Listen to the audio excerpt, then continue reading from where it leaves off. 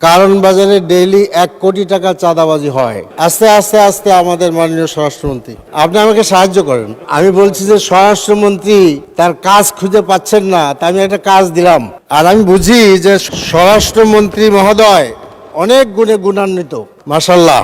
স্বরাষ্ট্রমন্ত্রী তিনি প্রাইম মিনিস্টারের পক্ষে কথা বলেন, তিনি আইনমন্ত্রীর পক্ষে কথা বলেন, ইত্যাদি ইত্যাদি ইত্যাদি। সে কারণে তিনি আপনার তেলমন্ত্রীর পক্ষেও কথা বলেন। সে কারণে তিনি তার নিজের দায়িত্ব দিতে ভুলে যান, তাহলে তাকে দায়ী করা যাবে না বোধ হয়।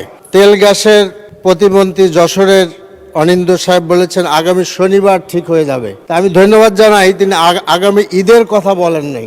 মাননীয় স্পিকার, আমাদের ট্রেজারি বেঞ্চ বলেছেন যে সংসদে আলোচনা করার পরিবেশ থাকা দরকার, আমরা পরিপূর্ণভাবে সাপোর্ট করি। কিন্তু আমি বেশ কয়েকবার আলোচনার জন্য নোটিশ দিয়েছি, দুর্ভাগ্য যে আমি সুযোগ পাইনি মাননীয় স্পিকার।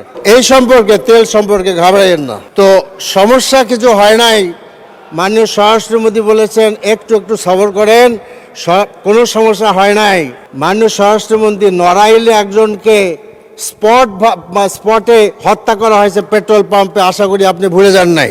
এখন দেশের যে সমস্যা, এই পেট্রোলের সমস্যা, এইটা আসলে সরকারের সৃষ্টি না, সেটা ইসরায়েলের সৃষ্টি এবং তার প্রভুর সৃষ্টি। কিন্তু আমরা দুঃখজনকভাবে দেখলাম যে সরকার তার নিন্দা করতে পারলেন না সঠিকভাবে। মাননীয় স্পিকার, তেলের সরবরাহ 1/3 আমরা বলছি যে এটা আমরা সরজমিনে দেখেছি। আপনি যান, এই যে আমাদের এই দক্ষিণ প্লাজার পাশে পেট্রোল পাম্প, সেখানে সরজমিনে আমরা আমাদের মাননীয় বিরোধী দলের নেতার নেতৃত্বে গিয়েছিলেন। আমি নিজে ছিলাম, যেটা আমার সংসদীয় এলাকা। দে আর গেটিং 1/3 অফ টোটাল মানে সাপ্লাই, যেটা আগে পেতেন। আগে তারা 3 গাড়ি পাতেন, 1 গাড়ি পান। এর কি উত্তর আমি জানি না। তো কাজেই দীর্ঘ লাইন, সমস্যা নাই, কারণ অনেক কিছুতেই আসলে সরকারি দল সমস্যা মনে করেন না। এটা আমরা গত ঈদেও দেখেছি, আর বলতে চাই না। এটা আসলে রাজনীতি না। দেশে তেলের সরবরাহ মজুদের ব্যাপক ধরনের সমস্যা আছে। আমাদের এক মাননীয় সংসদ সদস্য বলেছেন যে দেশের তেলের চাহিদার 75% এটা কয়েকটি প্রতিষ্ঠান এটা মিটায়, এর মধ্যে 4টা বেসরকারি, 1টা সরকারি। কিন্তু সেই বেসরকারি প্রতিষ্ঠানগুলোকে তেল সরবরাহ করতে নিষেধ করা হয়েছে। তার নাম আমাদের ভাই বলেছেন, মাননীয় সংসদ সদস্য, আমি আর বলতে চাই না। তার কাজে এই রহস্য আমি আসলে বুঝতে চাচ্ছি না যে হোয়াট ইজ দিস, এটার কারণটা কি। তেলের লাইনের বিরাট লাইন, অথচ তাদেরকে বলে দেওয়া হলো যে সরবরাহ করা যাবে না। আমাকে সময় দিলে আমি নামঠাম বলতে পারি, চিঠিপত্র দেখাইতে পারি। তো কাজে মাননীয় স্পিকার, আজকে আমাদের সরকারি দল বলেছেন যে আলোচনায় বসার জন্য তেল সরবরাহ মজুদ ইত্যাদি সম্পর্কে আমাদের এক্সেস দেওয়া হোক। আমরা সকল তথ্য পেতে চাই।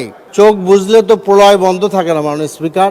আজকে আপনার সংসদ ভবনের থেকে শুরু করে বিজয় সরণি পর্যন্ত তেলের লাইন, গাড়ি দাঁড়িয়ে রয়েছে, আপনি বলছেন কোনো সংকট নাই। এটা তো হতে পারে না। কাজে মাননীয় স্পিকার, আমরা মনে করি। মাননীয় সদস্য, সময় শেষ, 1 মিনিট বাড়ালাম। মাননীয় স্পিকার, 1 মিনিট না, আপনি আশা করি আমাকে 5 মিনিট দিবেন। আমি 5 সময় হবে না, আমাদের টাইম শেষ, বলে ফেলেন প্লিজ। জি জি, 5 মিনিট দেবেন, এই জন্য যে আমাদের সরকারি দল এ ব্যাপারে একমত হয়েছেন। কাজে আমার মনে হয় যে আমরা যে সরকারি দলের কাছ থেকে প্রস্তাব চাচ্ছি, আর কি প্রস্তাব চাচ্ছি, আপনারা প্রস্তাব করেন। যে কিছুটা বলাও হয়েছে, ন্যাশনাল ক্রাইসিস হইলে আমরা কেন একমত হতে পারি না, কেন আমরা সরকারি দল বিরোধী দল এগুলো আলোচনা করি। Let there be a consensus, আমরা আলোচনা করি। সমস্যা নাই বলে সমস্যা এড়িয়ে গেলে তো হবে না। এক পেট্রোল পাম্পে একজন গাড়ি চালক বলছে যে ভাই আপনারা গাড়ি পান কোথায়, তেল পান কোথায়। এখন কি আমি প্রশ্ন করব যে মাননীয় প্রাইম মিনিস্টার কোথায় গাড়ি পান, তেল পান, আমাদের স্বরাষ্ট্রমন্ত্রী কোথায় তেল পান? এটা যদি পাবলিক প্রশ্ন করে, উত্তর আমাদের আছে। তার কাজে আমার মনে হয় যে আমাদের তেলের সরবরাহ। ধন্যবাদ মাননীয় সদস্য। মাননীয় সদস্য, আমাদের কিন্তু একটা টাইম রেস্ট্রিকশন আছেন। মাননীয় বিরোধী দলের নেতা বক্তব্য রাখবেন এখন। জি মাননীয় সদস্য, আমাদের মাননীয় বিরোধী দলের নেতার বক্তব্য শুনি আমরা, তারপর বিদ্যুৎ মন্ত্রী বক্তব্য রাখবেন। আচ্ছা 1 মিনিট বলেন প্লিজ। G 1 minute. যে মাননীয় স্পিকার, আপনাকে ধন্যবাদ। আমাদের দেশে আমি বলতে চাই যে তেল গ্যাস অনুসন্ধান করার যে মানে বাপেক্স আছে, এটাকে সক্ষমতায় নিয়ে আসা উচিত। আমরা স্বাধীনতার 54 বছর পর্যন্ত আমরা এটাকে আনতে পারি নাই। আমাদের দেশের যে তেলের এরিয়া, গ্যাসের এরিয়া, এগুলাতে আমরা আসলে এখনো পর্যন্ত আমরা অনুসন্ধানকে ফুলফিল করতে পারিনি। কাজে আমি মাননীয় প্রধানমন্ত্রী এবং কনসার্ন ডিপার্টমেন্টকে এটা বলবো, আমরা আমাদের সক্ষমতা বাড়াই, তাইলে সমস্যার সমাধান হবে। দোষারোপের রাজনীতি পরিত্যাগ করতে হবে।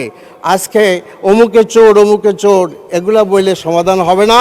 তেলের লাইন দীর্ঘ আছে, একথা প্রতিদিনই পত্রিকা ছাপা হচ্ছে, টেলিভিশনে দেখা হচ্ছে।